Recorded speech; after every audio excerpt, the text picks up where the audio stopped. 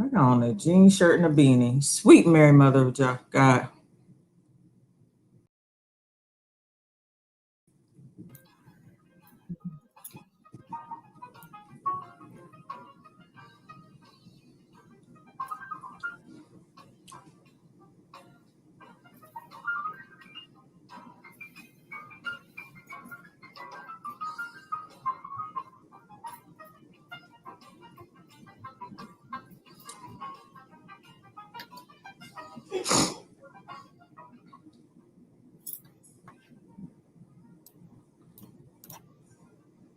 All right, we are officially live. Hey, I like the green. Yeah, I thought I'd change it up a little bit. Hey. Yeah, I said let's change it up just a little bit. See what happens, right? All Yay. right. All right, we are officially live. Hey, everybody. Hey everybody, we Evening. are Happy live. Thursday. Live. How y'all doing today? It's y'all know what it is. It's Thursday night. Let's have the conversation with my illustrious co-host, none other than Alyssa Wiles of Wiles World Worldwide. We are here on tonight. We are excited. Yes, we are. We are excited on tonight. We have an awesome topic for you all on tonight, and we're ready to dive into it. So get ready to dive into it with us on tonight. We want to hear from some men on tonight. So our topic tonight is the baby mama and the struggling father, unhealthy co-parenting.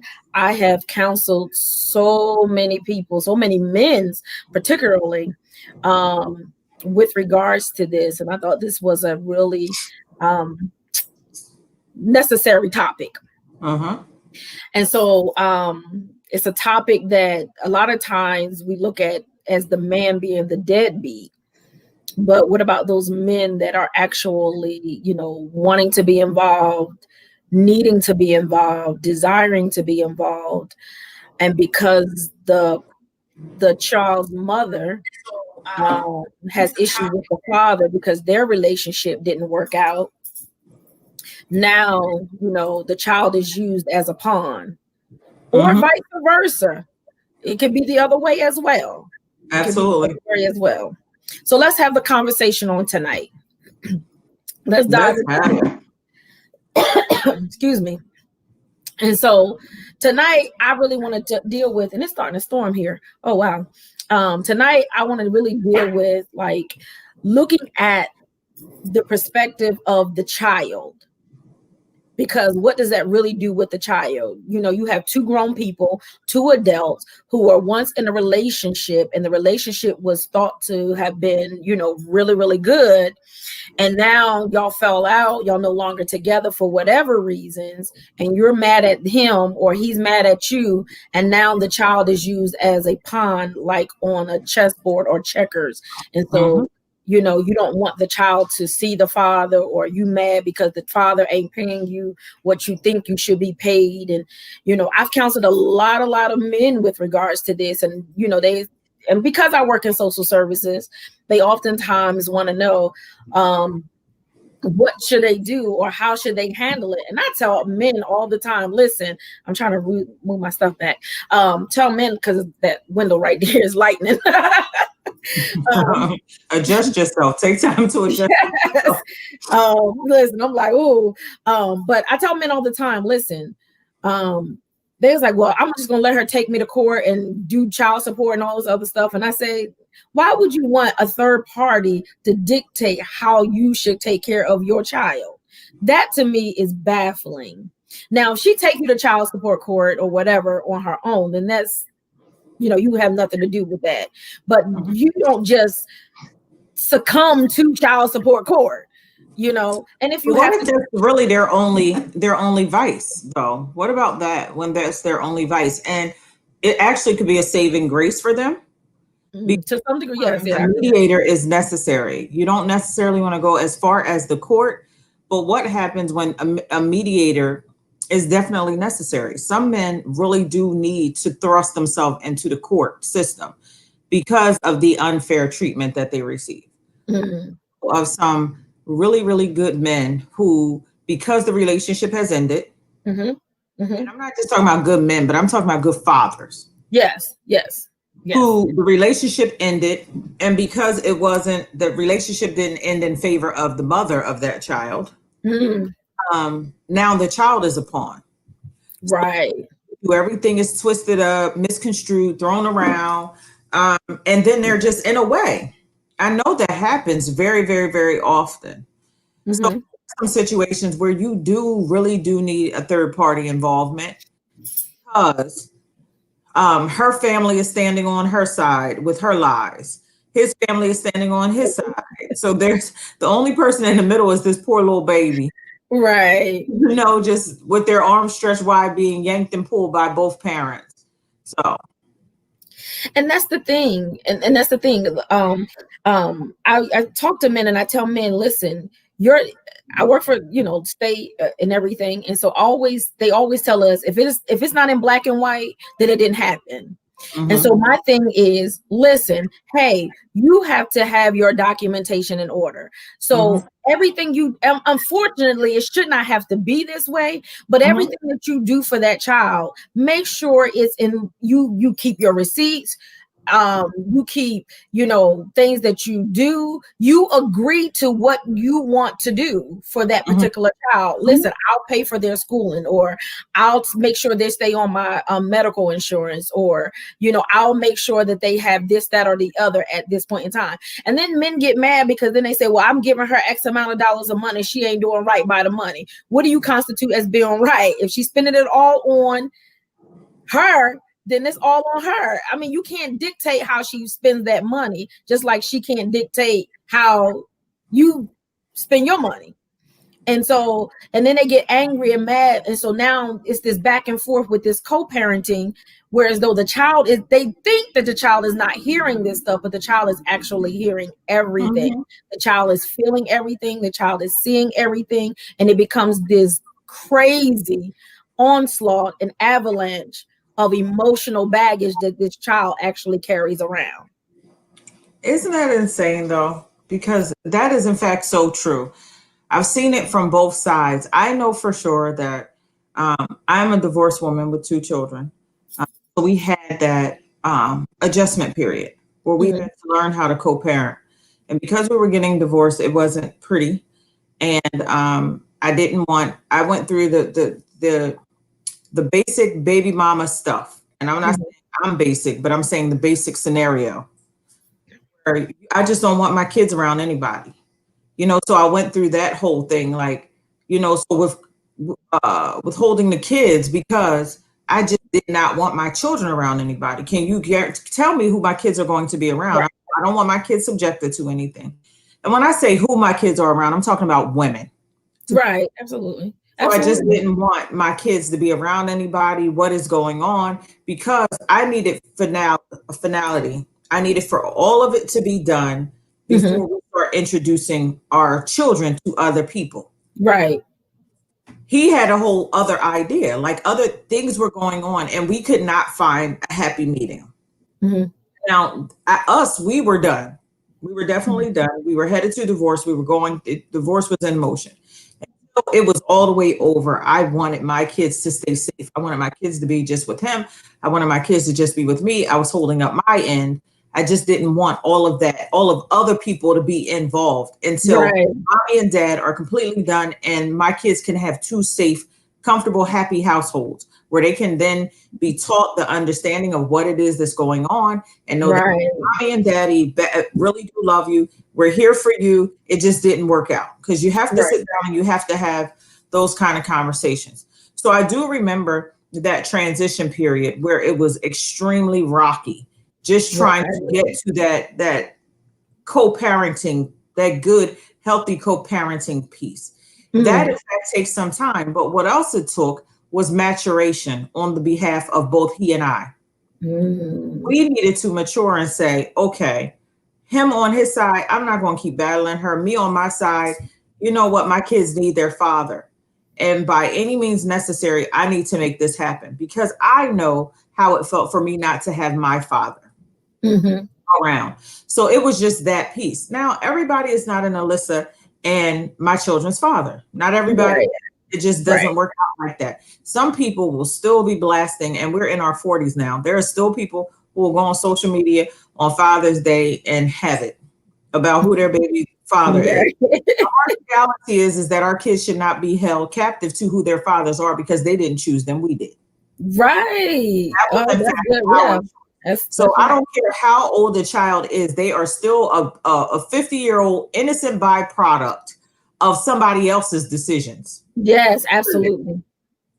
So we just had to get to that point, but I see that with maturation or lack thereof, the relationship works or doesn't work.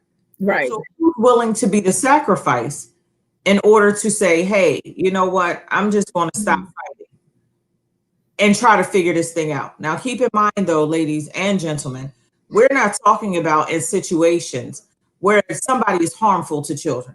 We're not talking about that. We're talking about when egos are in the way and other relationships are in the way and what past is in the way. We're talking about those things. We're not talking about abusive, sexual molestation or any of those kind of things. Or anything. No. We're not talking about that. All bets are off the table. That is a court thing, you know, child protective services type thing. We're talking about when just egos are involved, or she's a new man or he has a new woman. The relationship just did not work.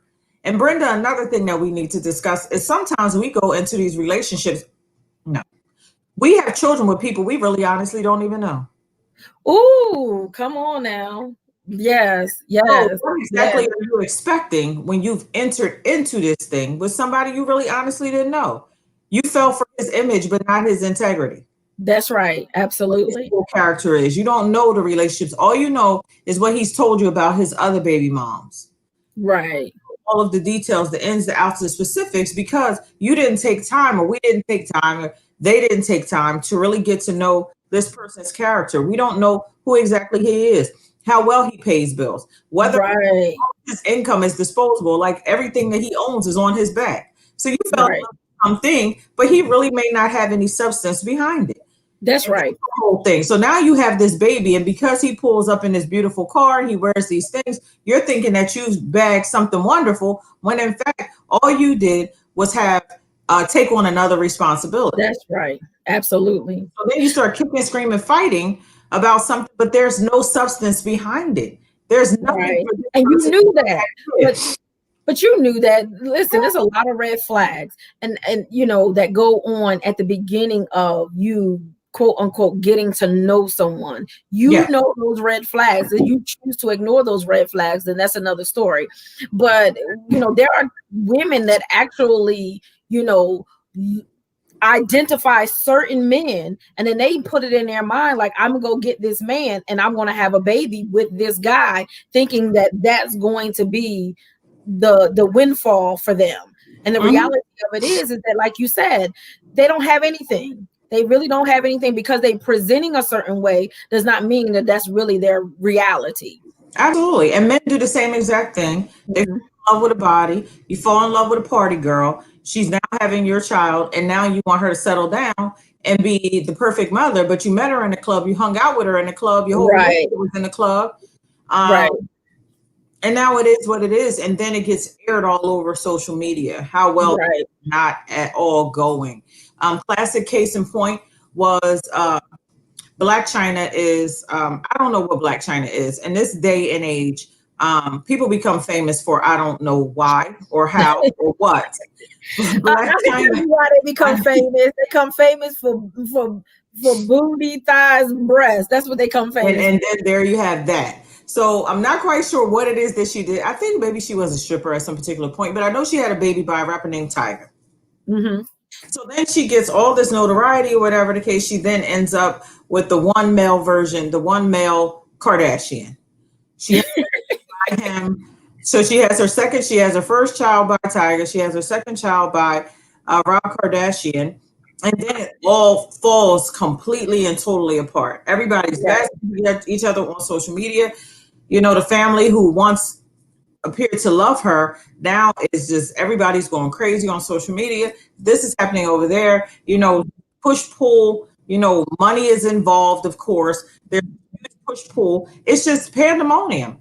Right. It was done on a large scale but this is in every hood everywhere. And we're not even going to talk about hoods. There are suburbs in Black America, in our community. That's our whole focus. In Black community, we're constantly dealing with this whole thing.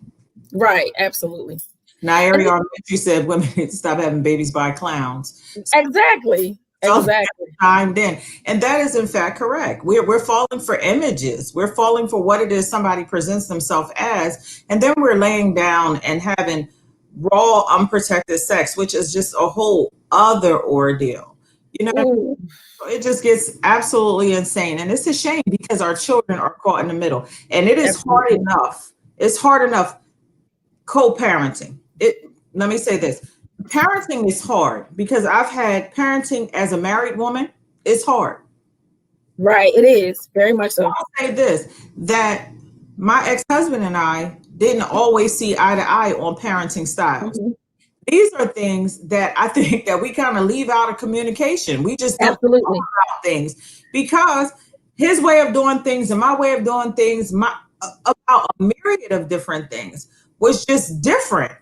Right. So different. So here we are with this bundle of love and this bundle of joy that we absolutely both adore. We absolutely both adore. We do. And we want the best for this child, for Miles. Miles is our first little baby love. And we want the best for him. Uh-huh. But I'm realizing just from the onset that we're just completely and totally different. Mm-hmm. Just want to hold on to this baby all day, all night. Let's sit him down. You can't do that. So much so that it was combative, like, hey, let me hold on to him so he could put him down.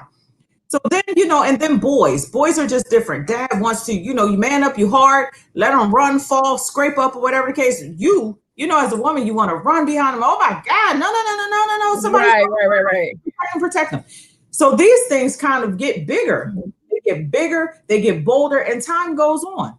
Right. Then when if the relationship ends, because I'm not going to say when, because not all relationships end. So if the relationship ends, how in fact do you transition from barely making it in a household co-parenting together? Right. And then separate into households. If it was combative inside the household, it might even be combative outside the household. Right. We had to transition, from one to the other. Now, keep in mind, though, that there was that extremely hard period. And I'm just going to use myself as a case in point, if in fact it applies to me. I'm just raw and transparent like that. And not to put anybody else's business out there. This is my truth. So there was a transition period. Mm-hmm. There was a huge transition period. And I mean, for months and months, that might have been about a year to 18 months.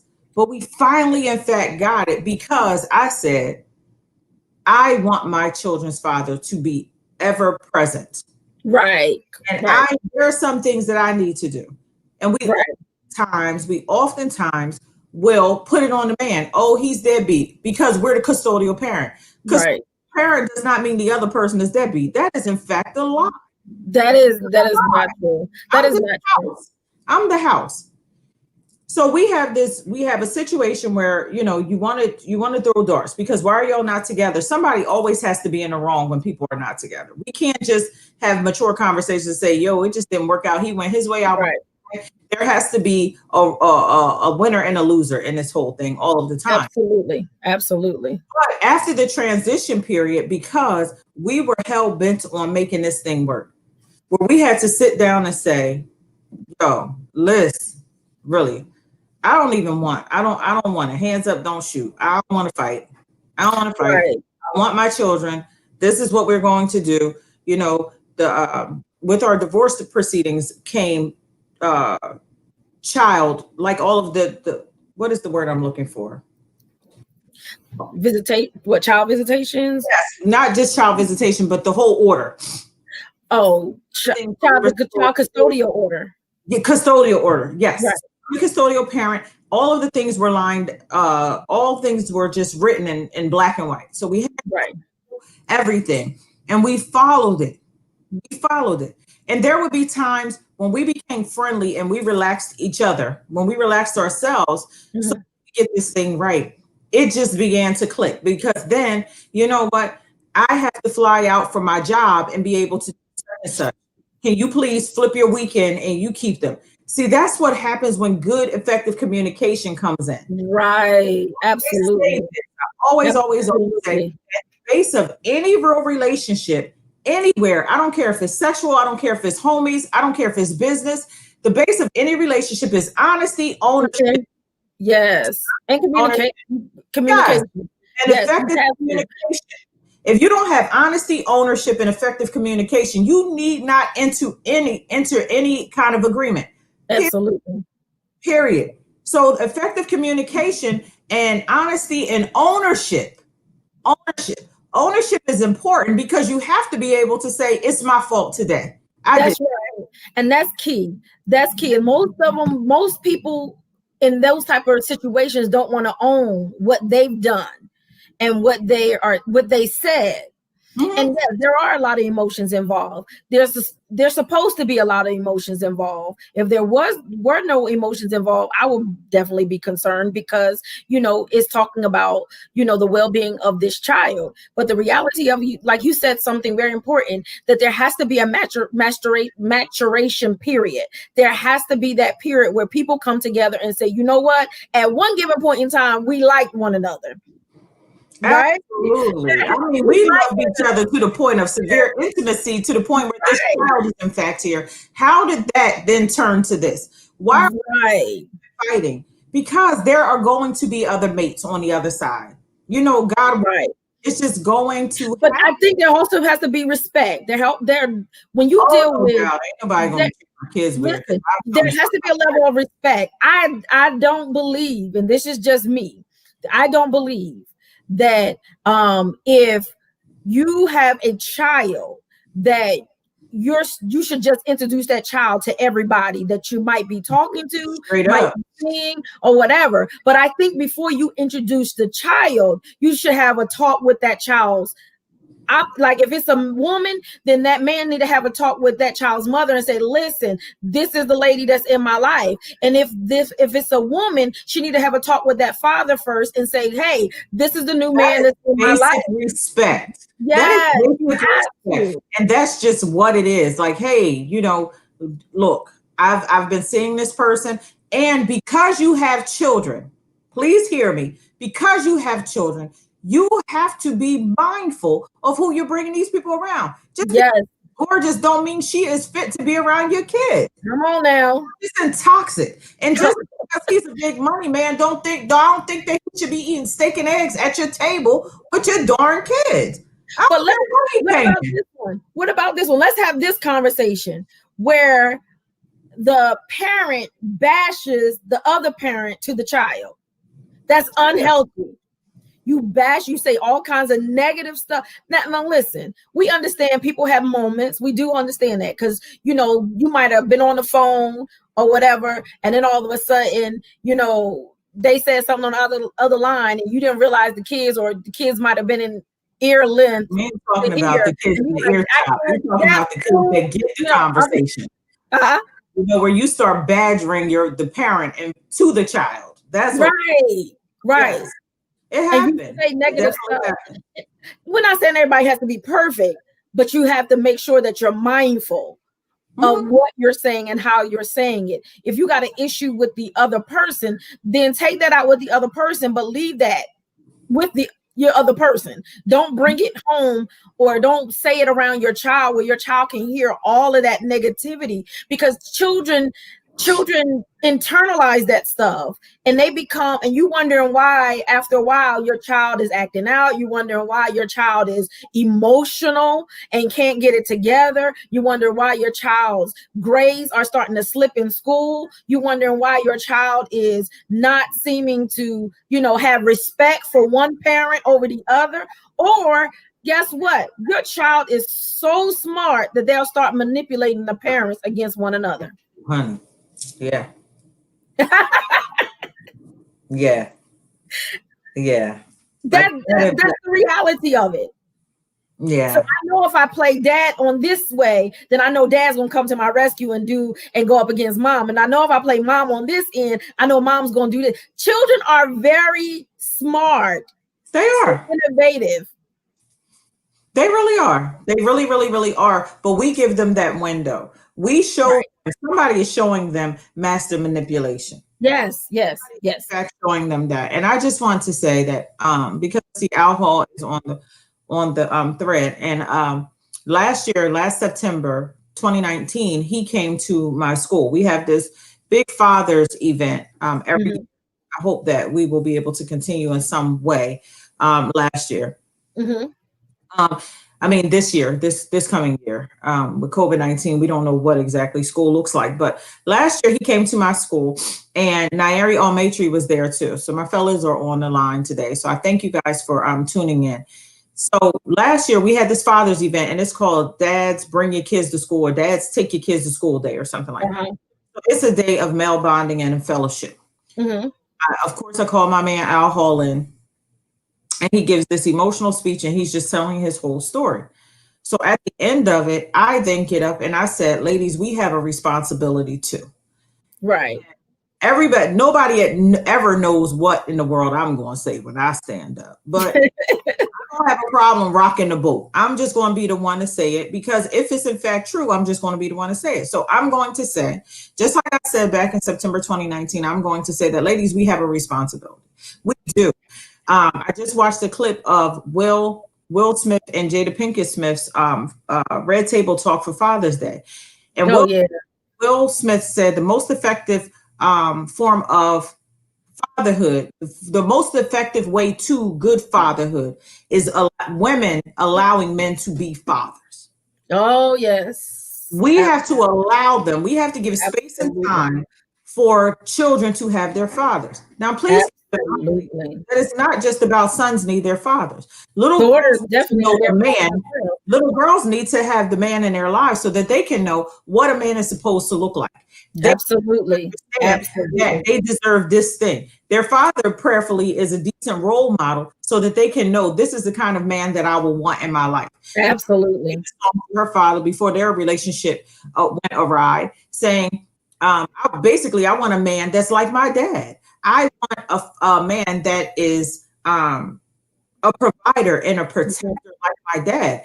You guys, fellas, show little girls exactly what it is that they deserve and what they should not go underneath that bar. Because if they get this, dads are making sure that their girls are well traveled. So no little naker can take their daughter to Atlanta.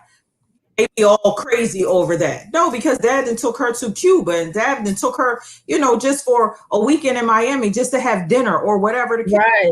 It is imperative. It is imperative. It's imperative. Girls and boys have both parents in their lives. Because for mothers show boys what it is that a lady should be. Yes. Yeah, we all have a responsibility in this thing. You can't always kick and scream and fight about who that absent parent is. Because is that parent absent because you won't allow them in? Is it absent because of incarceration? Is that parent absent because of they don't want to be there? Because embarrassment happens too when they don't have the money. You make the father just an ATM.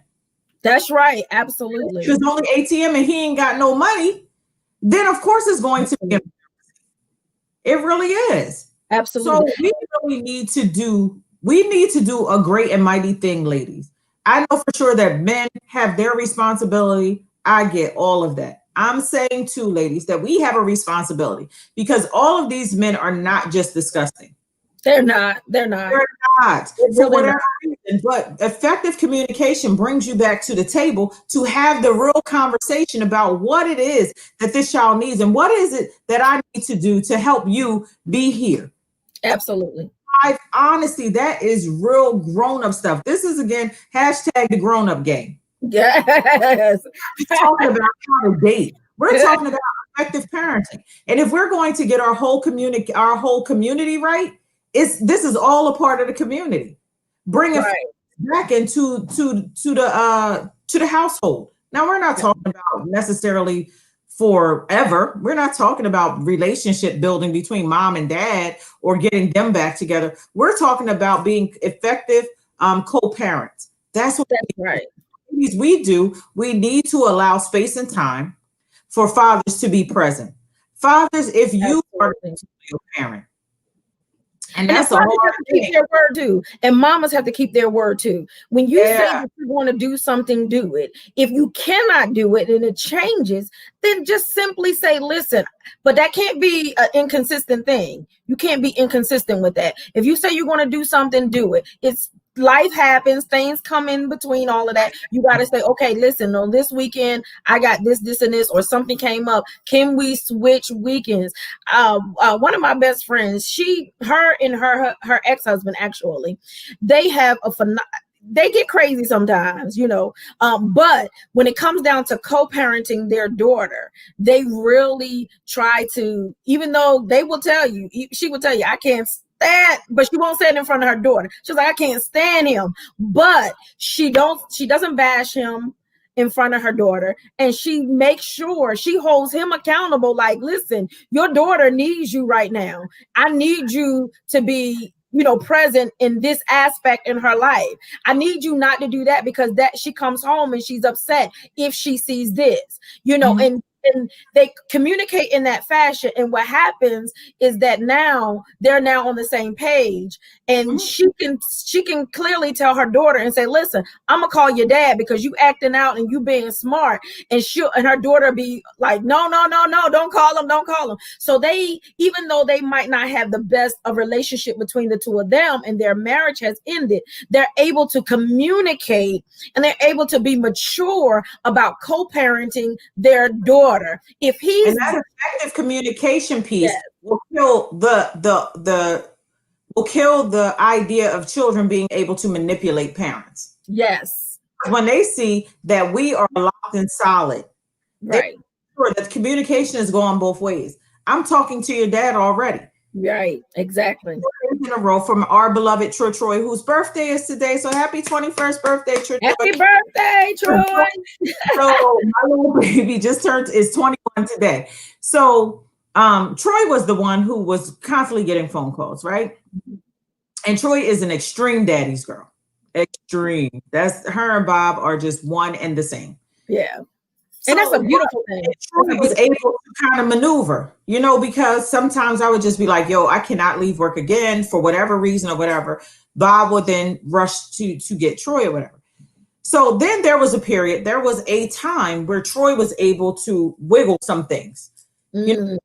As she was able to get some things happening over here. And then it was some things, when she was home, she was able to get some things happening over here. Right. Time, like in middle school, that we were locked in solid, like, oh dear God. Or her dad would come to pick her up and his conversation wasn't as fluent. Okay. He was tight-lipped, like, yeah, I'm hot and on fire with her. So right. that her ability to manipulate had died. She recognized it right around 6th, 7th grade, like, oh, okay, I can't even play this game with these two niggers anymore. Right. We had finally gotten ourselves together. And that is very, very, very important. We just have work to do. For these people, we in fact have work to do. And I just want to let people know that this thing does not stop when people turn 18. It doesn't. It really. My children's father are still locked and in step with our children who are now young adults. Our is 21 today, but we also have an older child that is 28, turning 29. So there are still conversations that in fact happen because I will say this. That's do you part type of thing. Having conversations about my children with. Because there's some intimate things that they may go through or just whatever the case. Right. I don't want to hear it. I don't want to hear how you feel. I don't care how you feel. But sometimes you need to vent. That is where relationship comes into play. Right. One other person other than God who is responsible for these children being here. It's right. Other person, their father. And that's right. I can just share with him and I can cry my heart out or pour my heart out or strategize with him about these two beings that we in fact created. Exactly. Do that. Our children deserve our best. Our children do not just deserve a good pair of Gucci sneakers, a long link chain right out of the womb, like first pictures with a Gucci t-shirt on and a long link chain. That is not effective parenting. That is just them up and taking pictures with the 1 month, 2 month, 3 months to 12-month sign. That is just not effective communication. Getting them an Instagram page or all of those cutesy things that we in fact do. Like, that's all cute. That's all fun and games. But what else are we doing? What are we instilling in these kids? Are we making sure that everybody that is responsible for this child is in fact hands-on with this child? We have to get back to the village. Absolutely. We have to get back to the village, because the village was so pertinent in my development. And I'm not saying that I'm the greatest, but I'm far from the worst. And I just know how good it was to have my dad on site and to have my dad there. I can vividly remember my graduation from college and grad school. Mm. And That's good. There, like, to have both of my parents Yes. the world to me, to walk down off that Yes. both of those faces. I was super grown.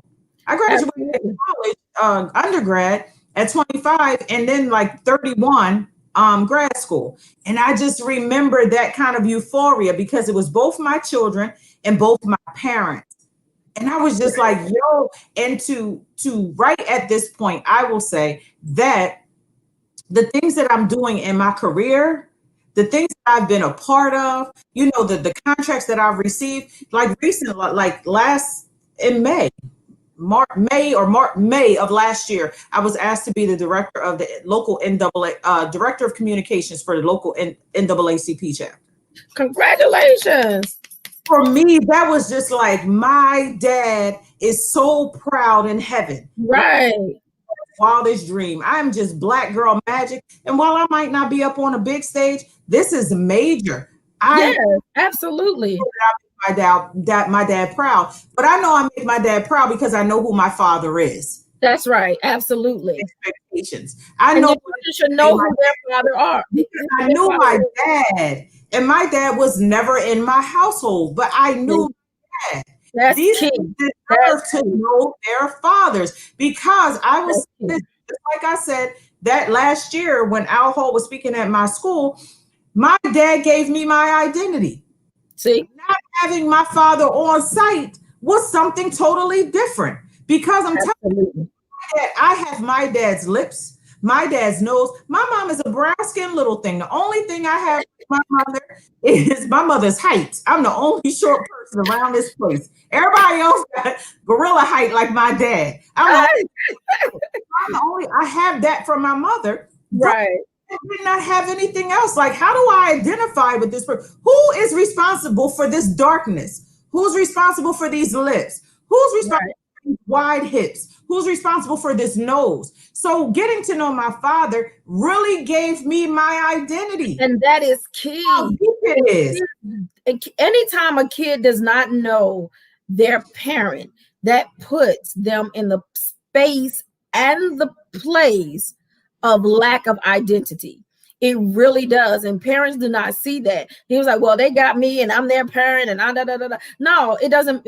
Listen, you cannot, as a female and as a mother, you cannot take the place of a father. I don't care how you shape it, mold it, do it, flip it, however you want to form it. You cannot take the place of a father. A father's presence in a child's life is so essential that it helps to help them, as you said, to identify with who they are and where they came from.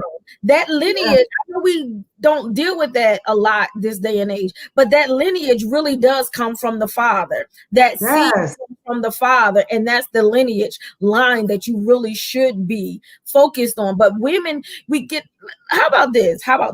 What about Can this? you highlight what Bucci Hickman said? I want to highlight that. Okay, what did he say? I'm 36. Oh, yes, I did highlight that. Yes. That you have to. She says that the dad still calls mom to check on her or to see what's up when he can't get in touch with her. Mm-hmm. You know, and that's key. You know, as a father, you have to be present. You don't necessarily, ideally, we want you in the house with your child. If you cannot be in the house with your child, you can still be present in your child's life. It doesn't matter whether or not, you know, you live here and they live there. You can always still be present in your child's life. Mm-hmm. You know, how do parents, this is another way of co-parenting. And I know a lot of times parents of a child or children have difficulty with this one. And my friend, because I don't have any children, so I live vicariously through my nieces and nephews. All right. So my friend, her daughter came to her one time. This is when she was a little younger. She was probably about like 4 years old or something like that, 4 or 5 years old. She's 7 now. But her daughter came to her, and her daughter says, Mommy, can me, you, and Daddy go out to have fun and go eat?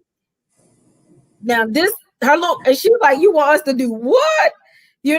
She was like, oh my gosh. So of course, you got that friend you could call up and you can vent to and say all that you need to say. And she called me up and she was venting. She was like, I'm not going nowhere with this fool. Da, da, da, da, da, da. And I said, well, listen, is it really about him or is it really about your daughter?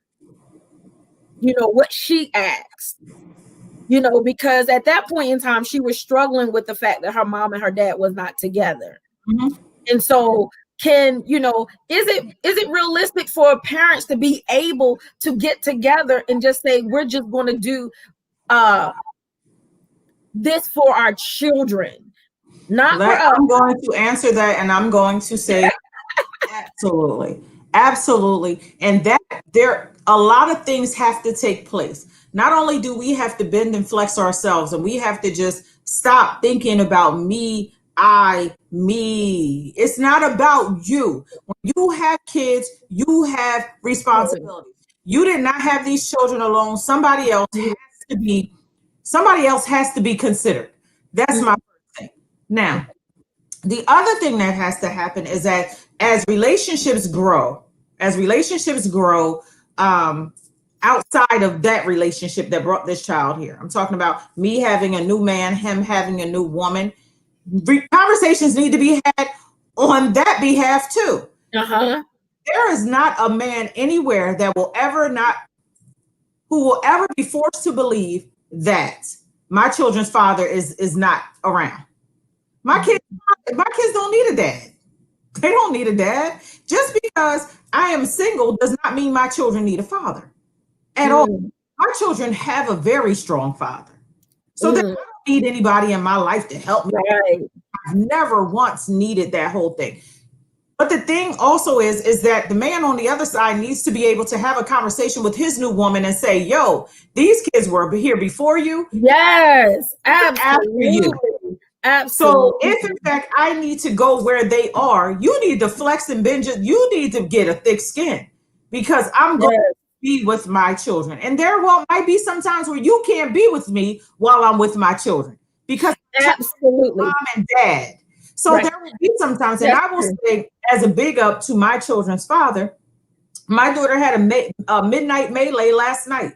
She wanted to bring in her birthday with her friends. So Wednesday night, we started a party, and her father was here because that meant the world. Yes, absolutely. For him to be on site for his child.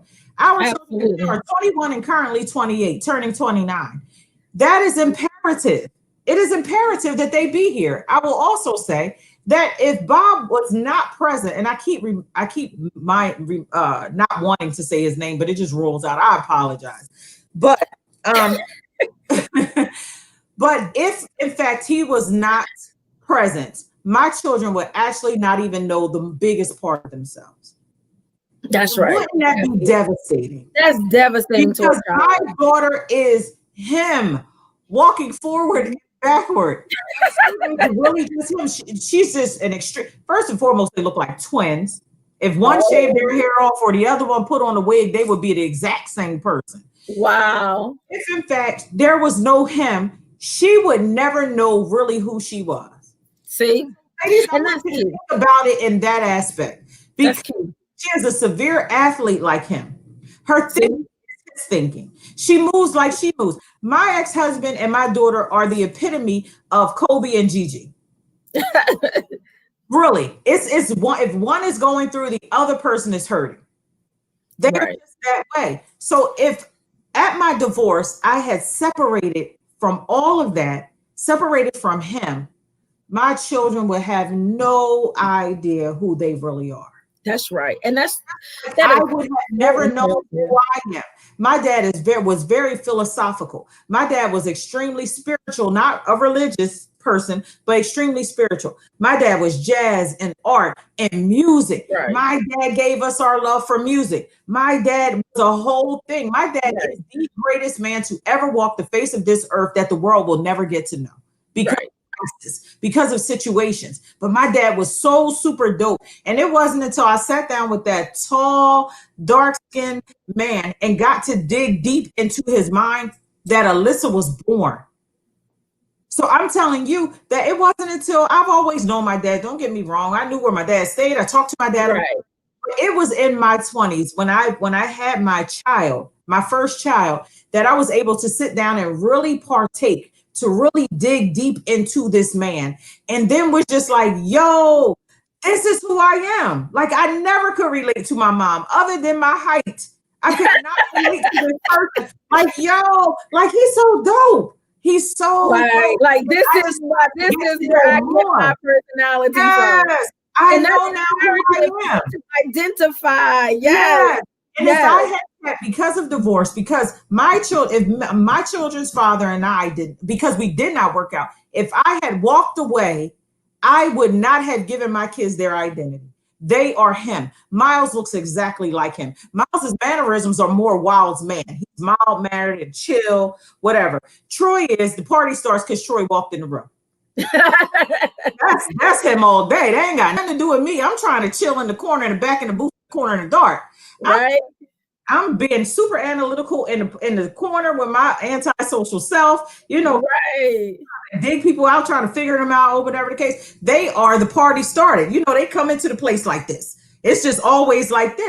She is her father. And if I had not given her the best of me, which is me having effective communication, ownership, and honesty, if I had not laid that on the table, I would not have been able to give my kids the very best part that they deserve. It's not the very best part, but a good part of who they deserve.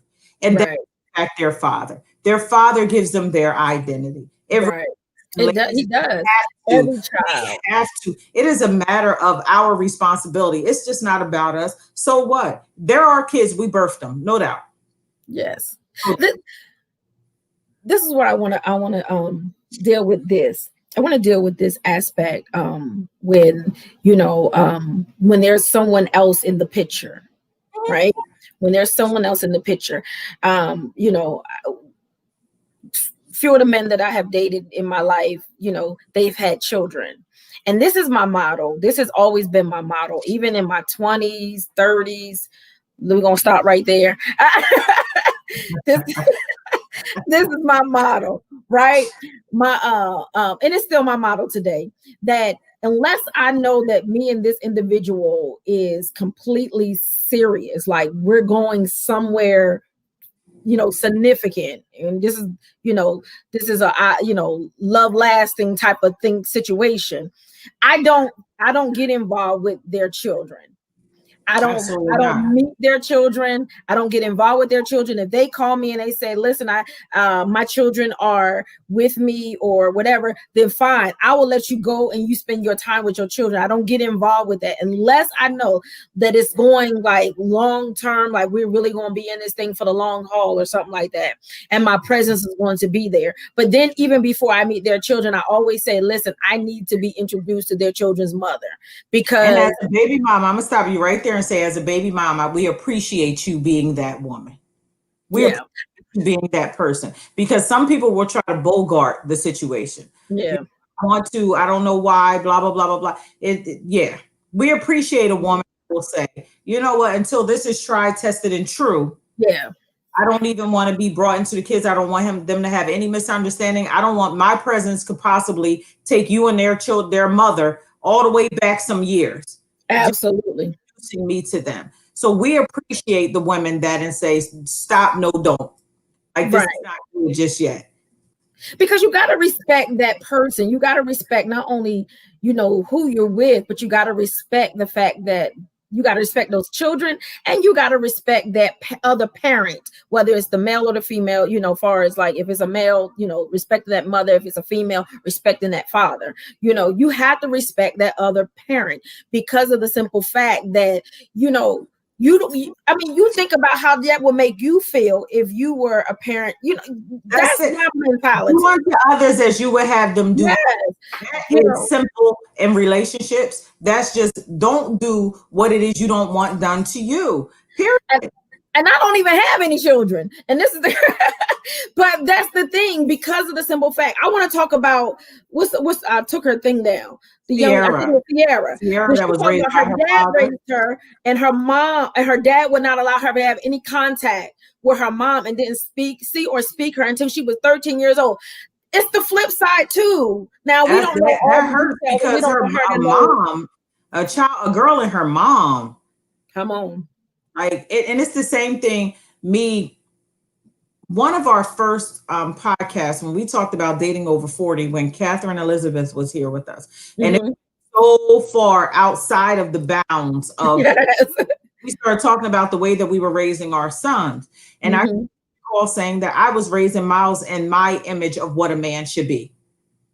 Worst thing that I could have ever done, because it was what my perfect man should look like. Is what I'm trying to shape and mold, not based off of Miles's experiences, what Miles needed, none of that kind of stuff.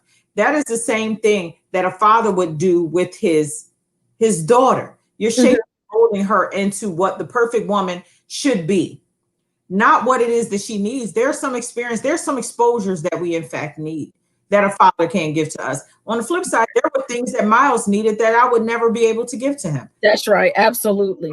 I can empathize.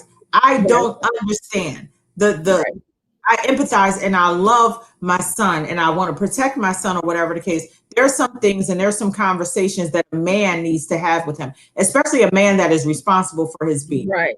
There will be a deficit in his life if I had not opened it up for them to be able to have their father there. And I will say that there were some tumultuous times. We didn't always get along. We just didn't see eye to eye. So, you know, sometimes that there was a lack of respect on both behalves. I'm not here and act like I was the best person and he was the worst. There was some flip it, because now I can own it. In my maturation, I can say that I wasn't always right. I was not always best. You know what I mean? Sometimes I can remember, my sister Angie is here, and I can remember Angie telling me this conversation, and it was a million years ago. And Angie said that she was having a conversation, I believe, either on her unit, because she's a nurse, or with her buddies from the military. I think it was her buddies from the military. And it was her girlfriend that's in California. Says, sometimes I have to allow the better parent to be the better parent. Oh, that's good. Yeah. Yes. That became, when Angie said that to me, I was like, yo. Yes. Things that I had to step back and say, Bob is far greater than I am with this. I am social work, Bob is education, and Bob is sport. So there will be times, and Bob's current wife is also a teacher. So there were some times that when it was educational, you know, like I'm learned and I'm knowledgeable, but they would be better at. So sometimes I had to allow Bob to be the better parent. He was absolutely. So let the better parent be the better parent. And we can't always just hold on tight for every single thing, because there are some things that the other parent may do better than we do. Right. Because the relationship did not work. And let's be honest, some of these relationships never freaking worked, even when you had the baby. Some relationships were never working ever. So stop acting like now and that babies do not make relationships work. If anything, they're going to make it worse. Other strain on it, and I don't know why people will want to believe that a child is just going to make everything so much better. Not at all. The strain on your body, you know, your time, your lack of sleep. It's a whole other thing. That's absolutely that we would need to have. But sometimes we have to allow the better parent to be the better parent. That's right. Yes. The most influential person in a child's life is the same sex parent. Yes. I agree with that. They offer them some things that the other one cannot, that they will never be able to understand. It's just not going to happen. But I do believe that, in fact, every child needs both parents, because you need the nurturing love and warmth of a mother. Every Absolutely. boy and girl, they need the loving, nurturing warmth of a mother. You need that bosom. You need that kind of motherly knowledge. You need to rub your back. Then you definitely need the father. The girls need the father to show them exactly what a man is made of, what you should be expecting from a man. And girls need to have their fathers behind them to show Nakers that she is protected. Absolutely. You need to know that she come with a gang of bullies behind her. That's right. Absolutely. Listen, hey, you bring that as a female. You bring that male that you're interested in, you bring that male to your daddy and let your daddy talk to him. And he's going to tell you exactly what's going on in that man's mind, what his intent is, how he's going to be, whether or not he's good or he's not good, whether or not he's just a joker, whatever the case might be. Because guess what? Just like women can read women, men can read men. Absolutely. Absolutely. And that's just the reality. And so you got be mindful. I tell people this all the time. I said, listen, be mindful when you meet somebody and y'all say y'all, getting to know one another or kicking it or whatever you want to call it. Be careful, because then you might catch kids. Can you highlight Aaron Mercado? You might catch kids. You might end up attached to that person for the rest of your life, and you never intended. So you got to be mindful. And I'm telling you, it is for the rest of your life. This is forbid. It's not. I know they say marriage till death do you part, but actually it's with kids till death do you part. And you really don't even part at that point, because guess what? If they do the family tree, your name got to be up there in that family tree. So you never apart from that person who you have kids with. Aaron Mercado said that my father told me he wasn't around because he felt I was better off because my mother was the better parent. Now, what happens in those, because sometimes due to addiction, due to just due to whatever, it's take a step back. But you know what? I got to respect. Now, we don't know this full story, but if that parent had a problem and that parent knows that he had a problem or she had a problem and she said, I stayed away because it was not beneficial for me to be in your life because I would have did more damage than good, then guess what? I salute that parent. That's a good parent, because that parent made a conscious decision in the best interest of that child. Yes. Look at Sheree Huff-Wild, what she said, right? I need a do-over. My dad was not in my life. Seeing my husband and daughter relationship, I missed out on a lot. Now, Sheree, I can relate to you with that one. I can truly, honestly relate to you. My father, now, I guess my father and my relationship was, it was strained because my father was not consistent. And see, for me, even as a young girl, I knew didn't know the word consistency, but I knew what consistent was supposed to look like. And and my dad made a lot of broken promises. And so for me, I was like, yeah, okay, whatever. You go about your business, I'm gonna go about my business, and we can, but my father passed away when I was in college. Actually, my father passed away.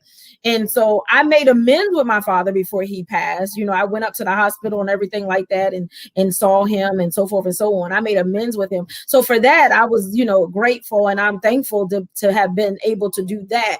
But a lot of things, I don't, but I had my uncle. My Uncle Leonard was like my dad. So that to me was like, I'm good. I was good. I had my uncle. He was that father figure for me, remember when, everybody was getting their little names in their earrings and all that stuff. And he was that, he was that father figure for me. He made sure I was like, I want this. I was his daughter, even though I was his niece, which is my mother's brother. And, he made sure he was like, okay, no, sit like this. Little girls don't do that. He taught me how to fight. And then as I started getting older, he was like, all right, little girls don't do that. Let's sit down, carry your little purse. Where's your little purse at? He made sure that he instilled some things into me. And I, that's why I'm that girly, type of person now. So this is what I'm going to say still, because it goes back to what I said before. The thing is, and I thank God for the uncles and the brothers and all of those people, Yeah. but for the women who have never had children or have a multitude of children and still take more children in. The women who are pushing Look beyond at that. hours so that they can, help out a myriad of the children, all of those different things. I appreciate you. Still, there's no but yet. However, conversely, there's a still. We still need that other person, these You people do. who make us You do. up. You do. Because I go You do. back to saying that I had no identity in my mom. I Right. just didn't. I couldn't relate to her. My mom was that person who came home every day from work, and we sat down and we had family style dinner together. We always had dinner every Mhm. 4:45. My mom was just that person. My mom was sewing, my mom was cooking, my mom was cleaning. And immediately, like soon as I became myself, I was just like, I can't identify with this. Like, I mean, I'm the only person in the house. That's what I can identify with. Right. What? And I can recall, like me and my dad had an awful relationship because my dad was outside of the house. My dad went through a lot of things in his life. So it was Right. just a whole lot.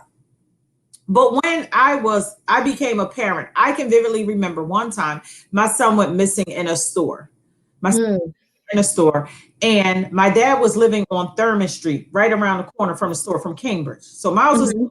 probably only like 5 at the time. And I couldn't even think straight because my baby is missing in this Right. discount store, whatever the case. And I just become frazzled. So I run around the corner to my dad's, and I mean on foot with heels on and dress pants, and I run from Everett Street to Thurman Street to my dad's house. And my dad was that calm, cool person. My dad always had on shoes. So my dad always looked like Shaft, like he was smooth. So my dad with his tall self, he puts on his dress pants, his dress shoes, or whatever the case, and my dad comes bopping around the corner smoking whatever, one of those cigarettes that has no filter. You smoke it all the way to your fingertips, like a Winston or something like that. One of those kind of cigarettes. My dad comes bopping around and he has this huge picture, like an 8x10 of Miles in his hand. And we're looking like, Dad, you took time to go get a picture. He was like, I need for people to know who we're looking for. And he was that calm, right? See? And he was always, from that point, my dad was that calm in my life. See? Dad gave me my identity. Right. I look just like him. I think just like him. I'm philosophical like him. I'm very poetic like him. I'm a writer like him. Like I am my dad. So, And that is true. because I didn't have any uncles that were that person for me. I just didn't. Like you had, I didn't. So if my dad was not there, there would have just been a void. So my dad comes in onto the scene, and now I know who Alyssa is. I know exactly who I am. Right. And it is cute. And my dad would speak things into me. Like, this is what I think that you should be. He would tell me, this is, Angie is supposed to be this person, and they're supposed to be this person. Ace is this person, Byron is this person. You're supposed to be this person. And then it was just like sitting with him and just getting so deep into him, just more purpose. Like I knew I was supposed to be doing that. I knew it, and I knew it, and I knew it. If I had not had those moments with him, there are things that I just would never have known. And that's the truth. And I agree with that. I agree. But if you don't have that father, you definitely have to have someone, a male. They can take you but so far. They can't give you a full identity as your father or your mother can give you. You know, but they can take you to a place where you can, because you always going to say, listen, I wonder what that was like, or I wonder how that would have been, or, where do I get this from? Or, where do I get that from? Now, me, I look just like my mother. I look like my mother. But I have my father's shaped face, So, well, actually, no, because I have the Steele face and I have part of the Jones face. I do. It's just like a mixture. But then, I often wonder with some things that, in my life, like, for me, like my work ethic, like who did I get this from? Things that I do and things like that. And my mother used to always tell me, what she told me before, like, listen, you were daddy's girl. But I was so young, I can't remember it. Or maybe I blocked it. I don't know. Mhm. But the reality of it is that identity is essential and important, because there are things that you do get from your father. There are things that you get from your mother, and your father, you can say, okay, this is where this come from. This is this, that I can be relatable with this individual. Now I see, and now I understand. And it is important. Your identity does lie with your father. I wholeheartedly believe that your identity lies with your father. And because he's the one that gave the seed. The male seed is the one that determines the sex of the child.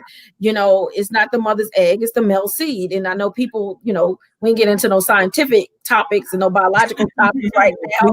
Please, thank you. I'm so but that's the identity. But you can connect that back to the identity. Absolutely. Even though you got the DNA of your mother and your father, you still have that identity that's linked to your father. And I like what Monica Jackson put up, please. My parents divorced when I was 5. I grew up feeling incomplete. It wasn't until I became an adult and really got to know him that life began to make sense. Absolutely. Absolutely. Yeah. It's imperative. It's imperative that, parents, you have these children. It's imperative that you are able to allow that child to make that determination of their own parent. Allow them to make the decision about their own parent. Allow them to, get to know their parent for themselves, and not for, what you instill and say is right or wrong about that parent. Allow your child to get to know them. Protect your children, parents. That's not what we're saying. If you need to protect your children from, some of y'all need to protect your children from people that y'all actually have in the house. Ooh, well, that's a whole nother conversation. But yet, however, conversely, I'm going to walk away from that real quick. Yeah, that's a whole nother conversation today from Troy's Midnight Melee. Yeah, I'm a little worn out, so I'm getting older. I think that we need to go above and beyond to ensure if in fact this person is capable, able and willing to be in this child's life, we need to do everything to see to it that this in fact happens. Absolutely. We need to, as custodial parents, both male and female, mother and father, custodial parents, we need to break down barriers. Absolutely. Tear down all barriers. Absolutely. To this child not having a child to this relationship. I mean, this child not having a relationship with their parent. We need to tear down all barriers. We need to ensure that if it is at all possible for the child to have a relationship with the non-custodial parent, that it in fact happens. We have to do that. It is imperative. I'm telling you, as a now 47.9-year-old woman, that my relationship with my father, it never negated my mom. My mom is a superhero. My mom did the darn thing with 5 little brown babies all by herself. My mom did it. My mom definitely did it. Still, I cannot take away the contributions my father made to my life. I will never say like, oh, my mom did it all and my dad did nothing. My mom did all of the on work. My mom did. But there was a piece of me, like Sheree said, there's a piece that was just missing. Like Sheena said it, there's a piece that was just missing. Monica said it, there was a piece that was missing. Many people will say it, even if they don't say it on this podcast. Many people will in fact say, Sierra said it. Sierra was struggling that she didn't see her mom until 13 or whatever. There is a piece that is missing when you are held back from having a relationship. That's right. Absolutely. The custodial parent needs to. If there is no abuse, if there is no severe neglect, I don't even care. No addiction. Whatever it is. There's nothing there's sound. Now it's one thing if they're saying, I don't want no part of this child. Then that's a whole different topic. But if they're saying, listen, I want to have some type of relationship with my child, let them have that relationship. Yeah. Put away your pride. And this goes back to all of our conversations in reference to the African American community. Heal. Get over the hurt. And heal. So that when you can get make one layer peel back and see what got you to that. Peeling them layers back Yes. to begin to heal. Healing is paramount for everything just moving forward. Absolutely. And it puts you in line with your true, transparent self.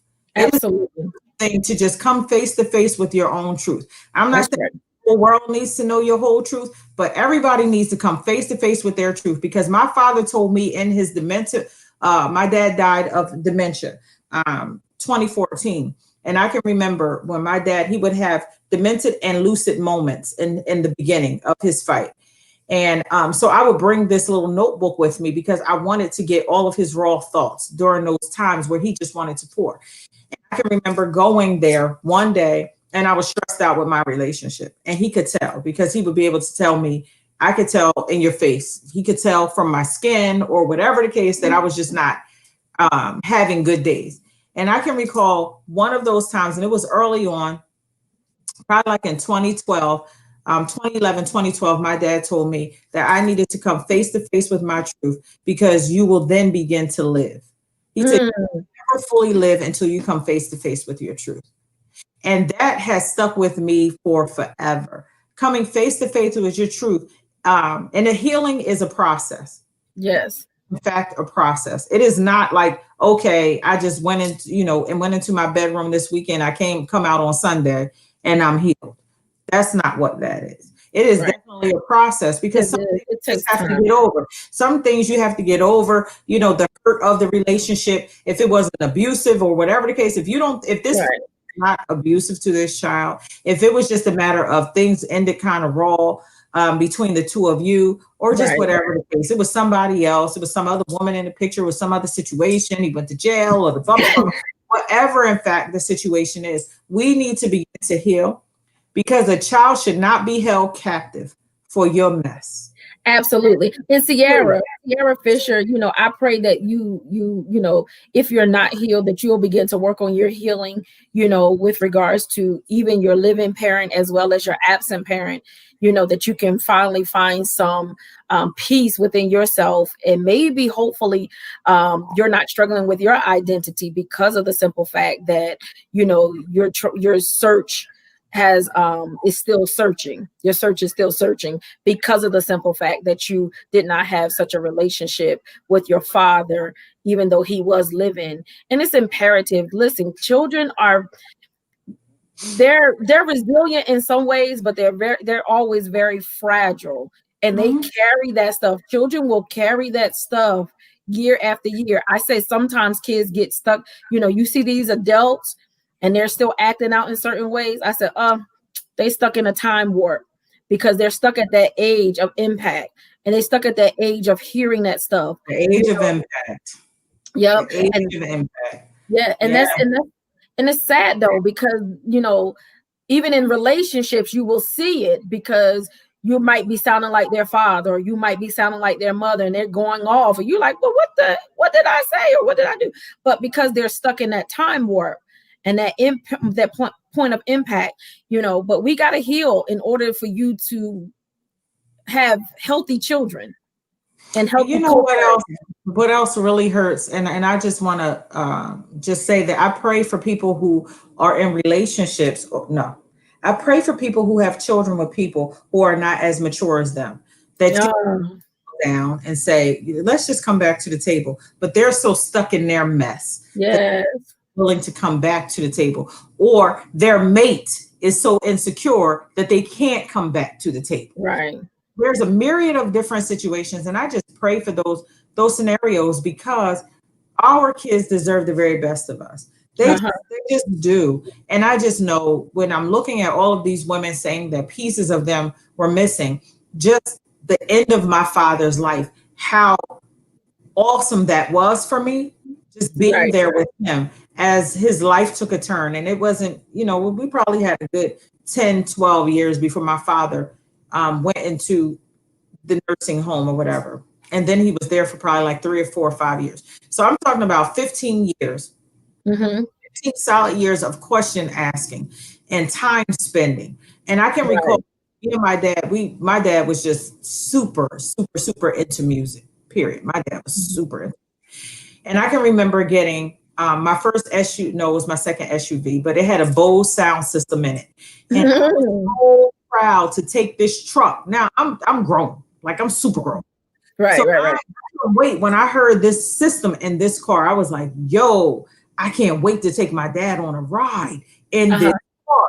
It was super spacious. So I was like, my dad's long legs gonna be good. We just gonna take a ride. This is our whole thing. We would take rides to like the Millville area, like Vineland, Millville, because 55 is just a beautiful stretch, especially in the, like the leaves are turning. So I would just turn on music and me and my dad would shoot out.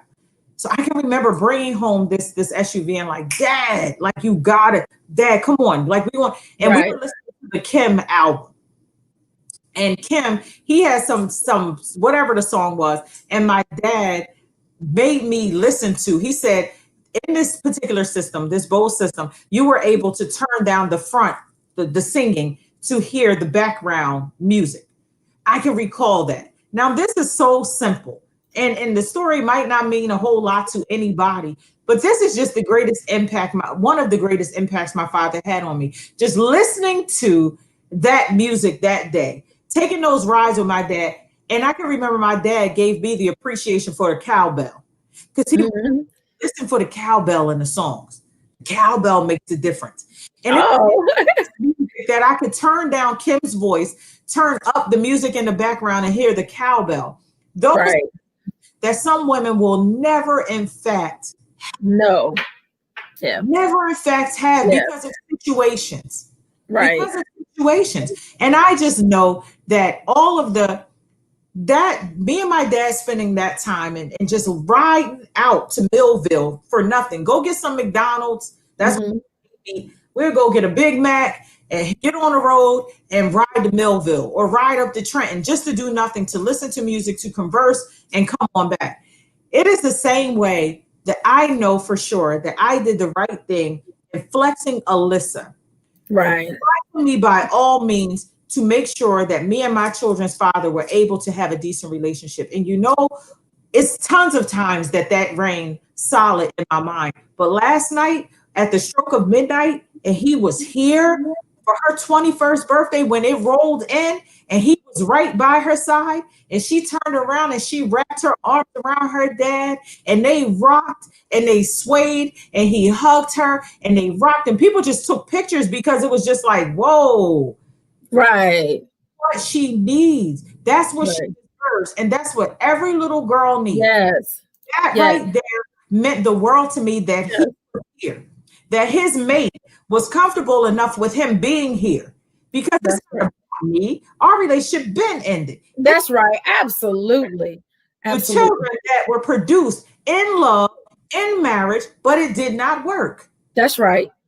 He was here. I'm telling you that, ladies, if you have a situation that is not in fact right, and you are holding out just because he broke your heart, let it go. Let it go. And give him another chance. Have the deep conversation with him and tell him, this is what I expect. These kids mean the world to me. You hurt me, but I'm trusting that you won't hurt them the same way. Absolutely. Small steps. Let's begin to take small steps because me and my ex-husband, we did not work out, but I'm telling you, at the stroke of midnight, him being right here with that little girl that looks exactly like him, that wanted him here, he was right here, rocking and swaying with her arms wrapped around her dad and her dad rubbing her back. And they're so excited that they're there as my baby flips from 20 into legal.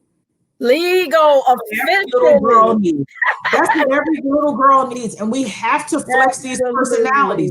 We have to flex our mess. We have to stop it. Stop. It is in fact us. Come back to the table. Come back. Let some men be men in their children's lives. Let them be fathers in their children's lives and let it go. Let your hurt go enough to say, I'm not going to hurt, because really it's not the men that's really hurting the children. It's really you hurting the children. Let's be honest. It's you that hurts that child. That man is not holding back. Yep, it might because he's struggling trying to have this relationship, but you're blocking that relationship. And so guess what? You're going to eventually have to answer to that child for that. Yep, because there comes a time where we turn into adults. When you know we feel like we can have the conversation, we gonna say it now. Yep. No, why? Because when I Why talk, did you do that? didn't say that he just didn't want to be here. It was like my dad is telling me, and this is not my situation, but fathers may be telling their kids, like, your mom blocked it. I couldn't. I wanted to be there. If they want to be there, if they're trying to be there, if they're doing everything, please, ladies, allow them to be. Men, stop your foolishness because she was somebody else. And guess what? Don't And hold the sometimes that present is more valuable than money. Yes, cut it out. That present is more valuable than money.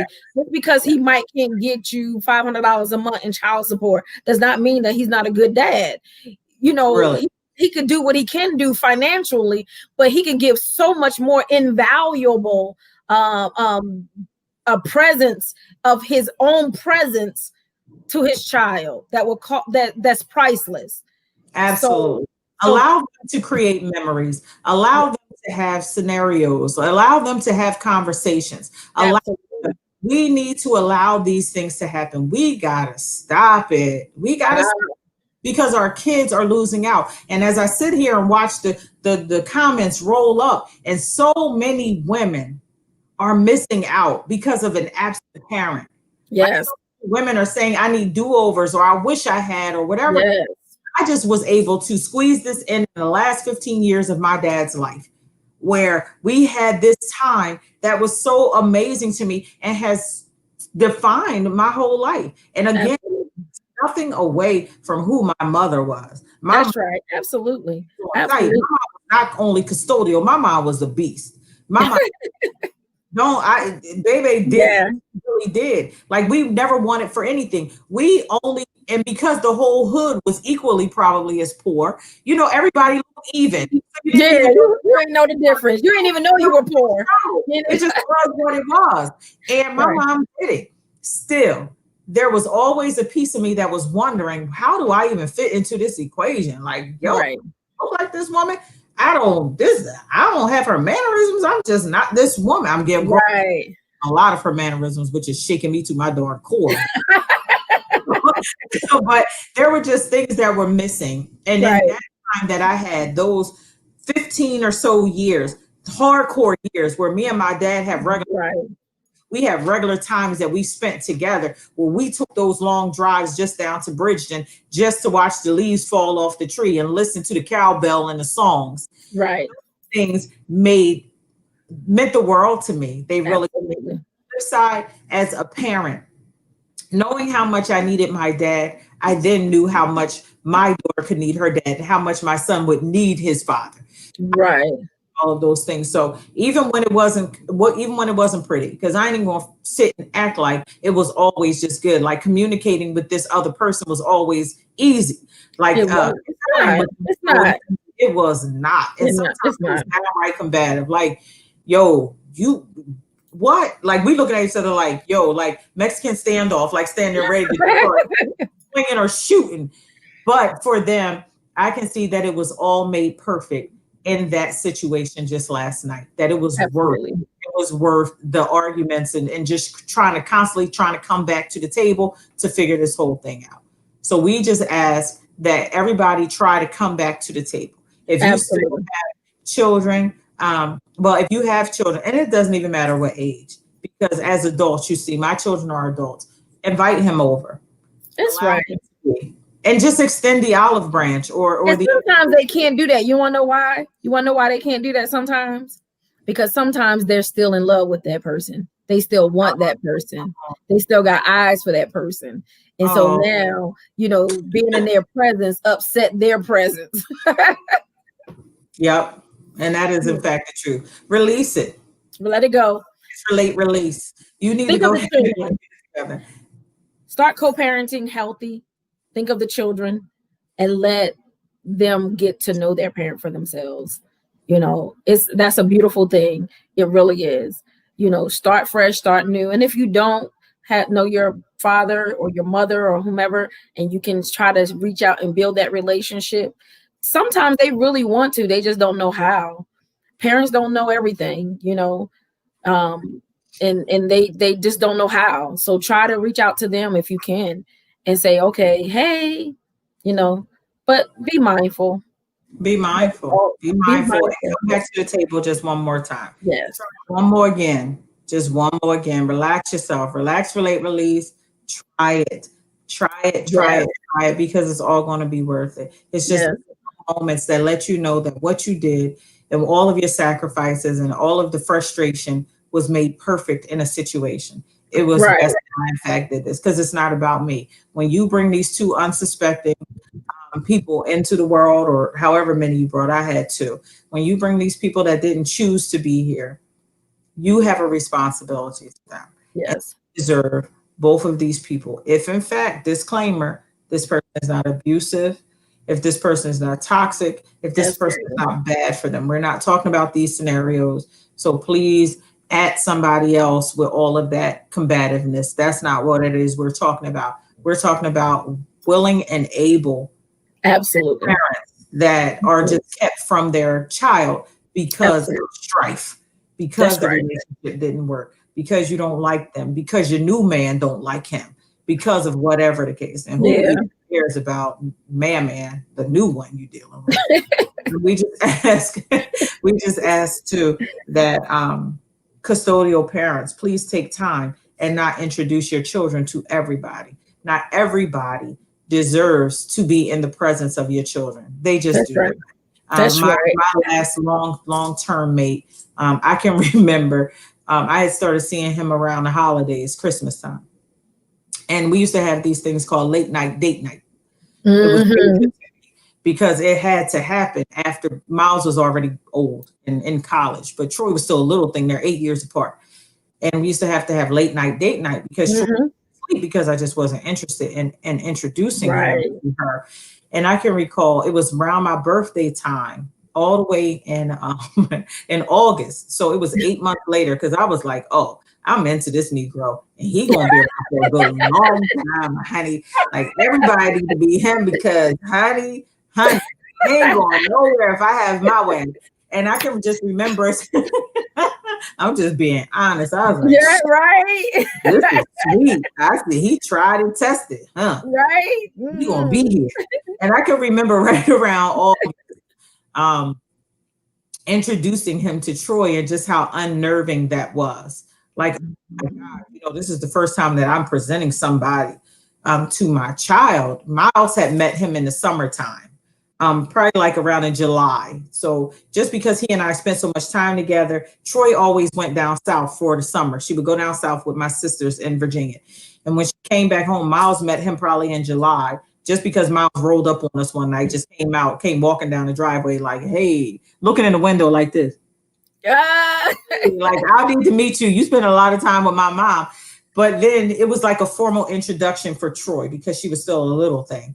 And I can remember that whole thing, like both of us being very nervous, but it came with time. That was not somebody that I just brought home and just, because what if that didn't work? What if it didn't work? Right. So kids are just being subjected and introduced to all kinds of people. That's right. You don't want to do that. Like, everybody is not a potential husband. Ladies, let's just be honest. Some people are fun, and you can go ahead on and hang out with him wherever you hang out with him, but he should not be around your children. Let's just be wise. Yes. Let's have the conversation, and not just here on this podcast. Let's have necessary conversations in the background with the people that need to hear your voice. Absolutely. Table concerning our children. If in fact they've decided to walk away from these children, and there's just no hope for that, it just has to be what it's going to be. That's right. If there is people that's kind of peeking in and out because some people are inconsistent, let's talk about what the inconsistency is. That's right. Absolutely. Is it the money? Is it about the time? Is it about the jobs? Because they're kind of in between That's right. Jobs together, so their time is like all over the place. It could be a myriad of for real reasons. That's right. Absolutely. Situations are the way that they are. Absolutely. Conversations, honesty, ownership, and effective communication are the basis for any real relationship. It is very much so. Those things. Let's own what we did wrong that brought us to this particular point. Let's be honest about where we are, and let's use our effective communication to come back to the table, to renegotiate this thing, to figure out some things. Because, and ladies, understand that, and men who are custodial parents, understand that you might need to be on site in the beginning of these, reunifications. That's right. Absolutely. You need to be on site. So you're going to have to flex some of your time just so your kids don't feel pushed on somebody else. Absolutely. This person that they really fully don't know. Sometimes you might need to be the middleman for a little while, but let's have the conversation. And don't talk negative about the other person either, because you're mad that they're with somebody else. Let that be. Now they're being disrespectful, and the other person should not talk negative. And whether or not you agree or disagree with what's going on with that child, that's not your place to even have that conversation or even to say anything. Sometimes you gotta, let them figure it out and you not be in the midst of it. Now, if they ask you your opinion or they, want you to have some say in it, that's different. But don't just take it upon yourself thinking that it's okay for you to thrust yourself in the midst of their children and what they got going on. That's not okay. Mm-hmm. It's not okay. So be mindful of that.